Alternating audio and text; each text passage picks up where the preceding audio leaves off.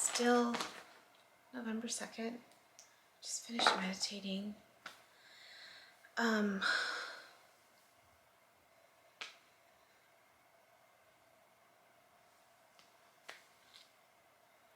There was a combination of colors. The blue. There was a combination of colors. It was the blue one, the throat chakra one, and a green, a blue green maybe, and then it shifted to purple, like this progression to purple, and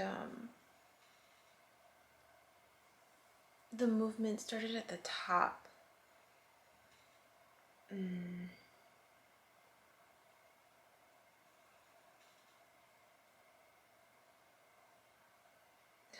It was also similar to Closing the Gap almost, where it was like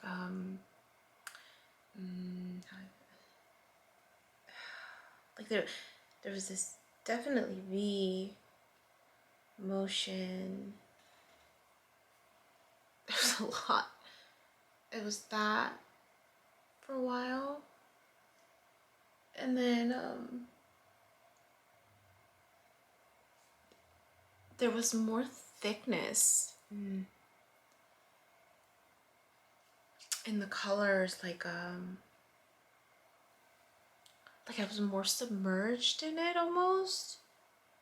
Like it reminded me of the scene of the one where it kind of was on this side, where it was kind of coming on my left, the past was coming towards me, but that depthness of the experience.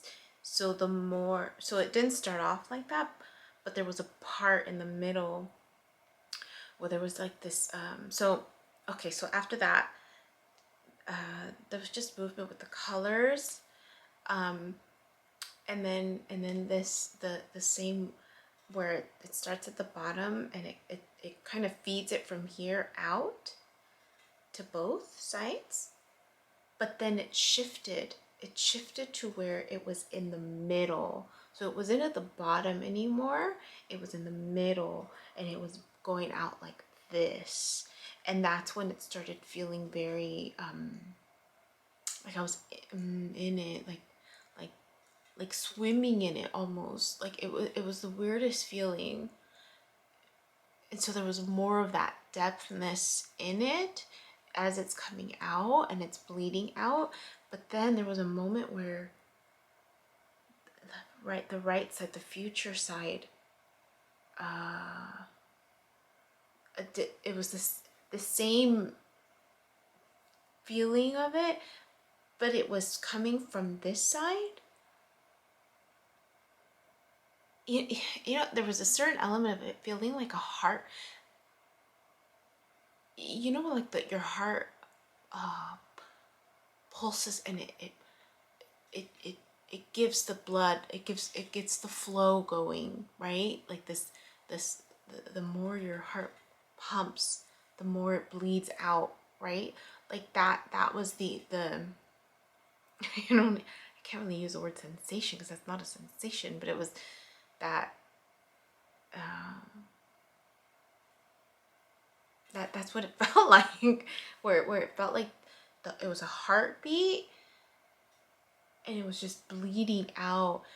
But there was a split second where there was another one on the other side, very lightly, because this one was predominantly like strong, because this one I noticed more, and it wasn't in the middle, it wasn't at the bottom anymore, and it wasn't in the middle.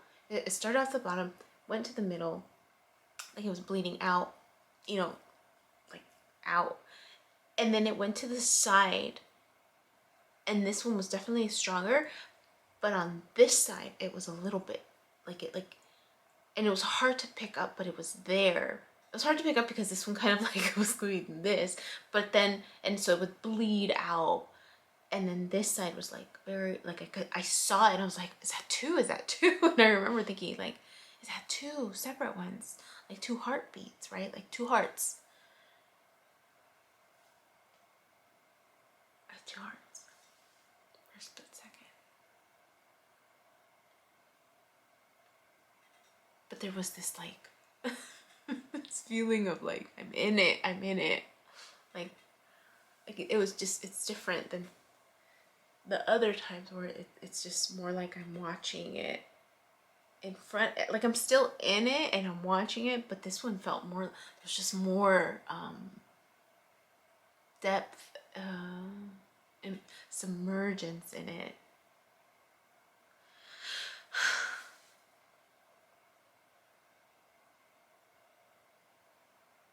And then I noticed I took a deep breath after I was done.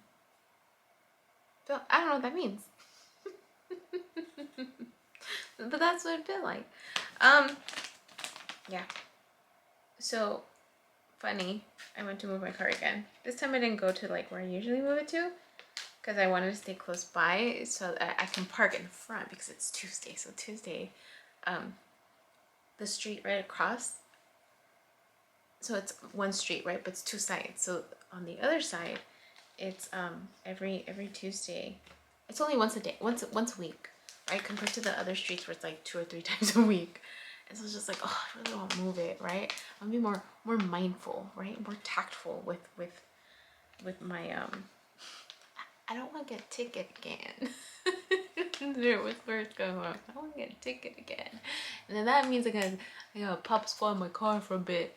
And that's what I'll do, right? I took my book, my religion book. But cool thing was, a couple things. MJ didn't post anything this morning. So I was like, dang it, Yubi. Me and my words, because yesterday I'm like, I'm not gonna follow MJ anymore. And I was looking for her this morning. I was like, oh my gosh, I'm so sorry. Come back. So I don't know why she didn't post this morning. But I caught myself. I was like, damn it, Yubi, you and your big mouth. But Christina Lopes came out with something. She came out with how to heal trauma. And I was grateful for it. Because she speaks to the energetic component of it.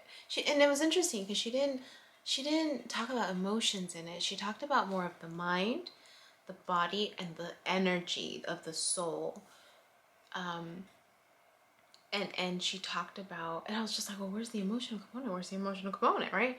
So then I thought about it, I'm like,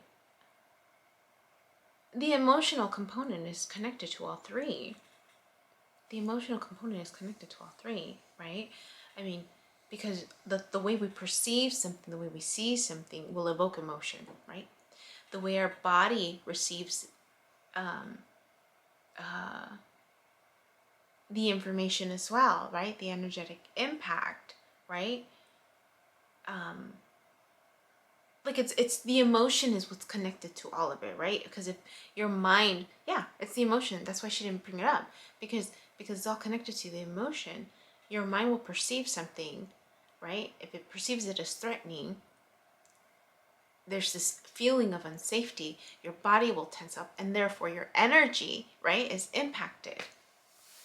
So I was wondering, I'm like, why didn't she bring up emotion as part of it? Because there's an emotional detachment and an emotional numbness. She speaks to the numbness, the dissociation, but she speaks to it as a soul, like your soul became fragmented, right? And that's why we feel numb.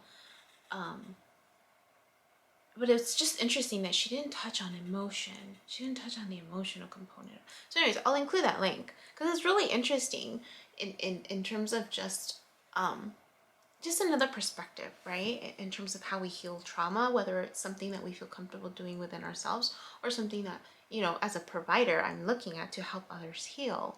And I think some things that I would shift in terms of the steps that she gives, there's this element of where she gives the soothing mantras at the end, but I would encourage that to be brought to the beginning of the process, because the first thing she says is to set the intention. And so I think the soothing mantras need to come before and throughout the process. Why? Because the soothing mantras is more cognitive based.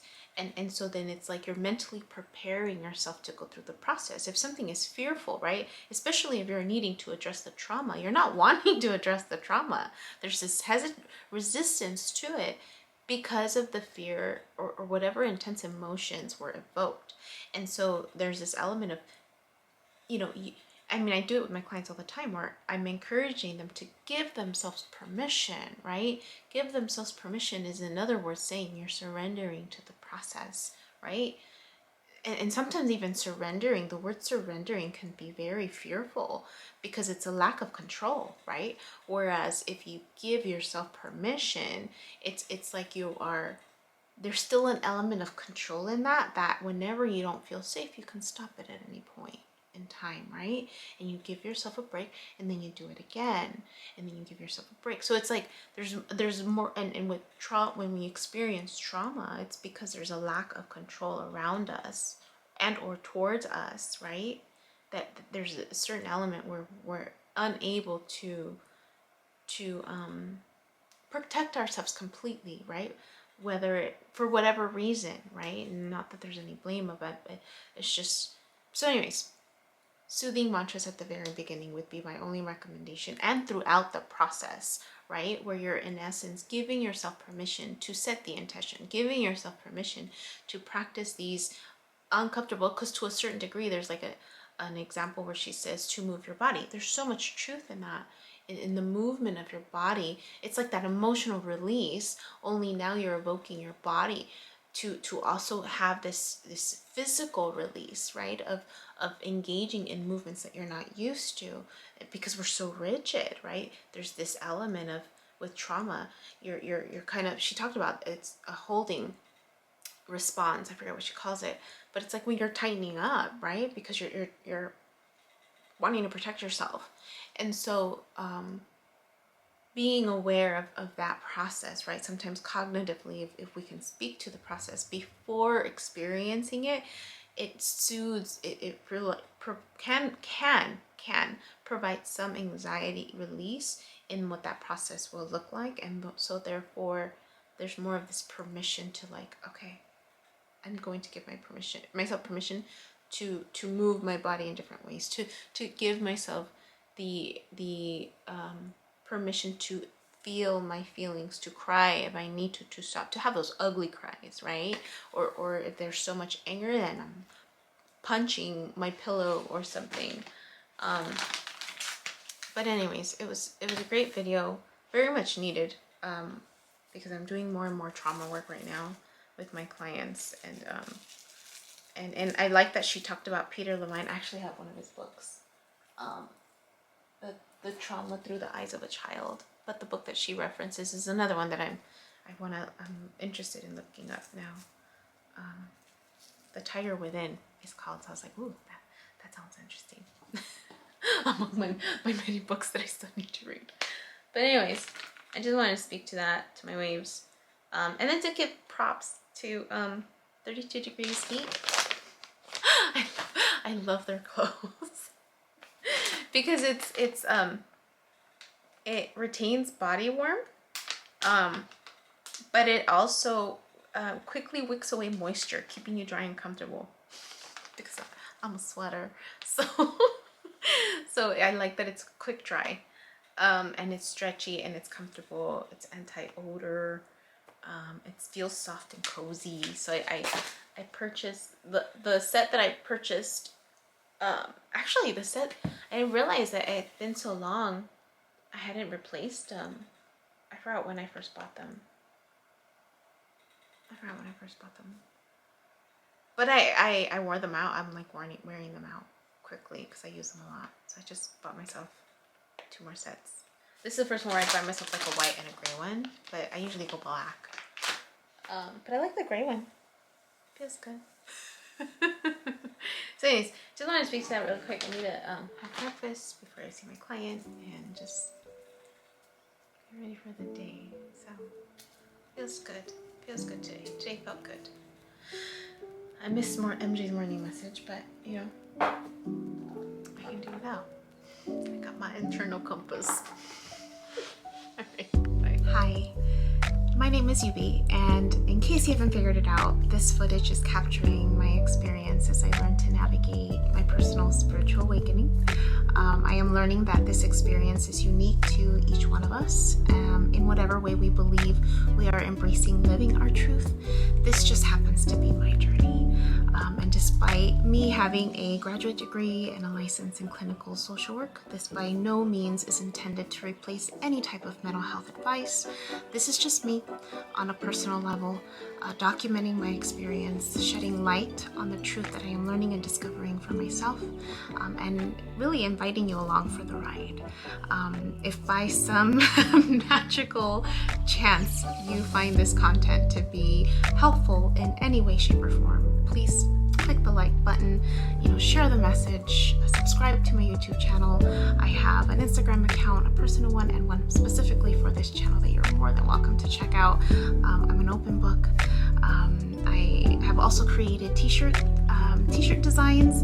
I'm wearing my favorite one right now, which is the North Node design, but I have that and other things that you can look at inspired by this process and journey, and I have the link in the description box as well as in the about section of my YouTube channel.